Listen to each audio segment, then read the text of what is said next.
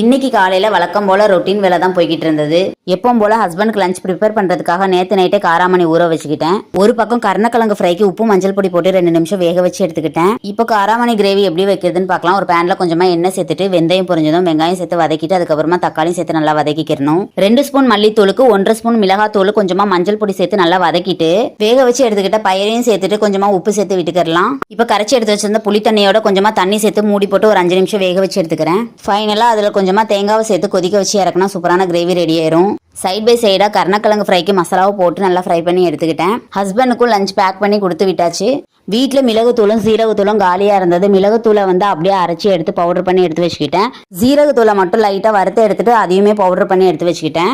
அந்த வேலை பார்த்துக்கிட்டு இருக்கும்போது தான் திடீர்னு மிக்சி ஜார் வேற உடஞ்சிடுச்சு. பக்கத்தில் இருக்க ஷாப்புக்கு போயிட்டு நானும் ஹஸ்பண்டும் மிக்சி ஜார் வாங்கிட்டு ஏற்கனவே என்கிட்ட பழைய 2 குக்கர் வேற இருந்துச்சு. சரி அதையுமே போட்டுட்டு ஒரு 5 லிட்டர் குக்கர் புதுசாக வாங்கிட்டு வீட்டுக்கு வந்துட்டோம்.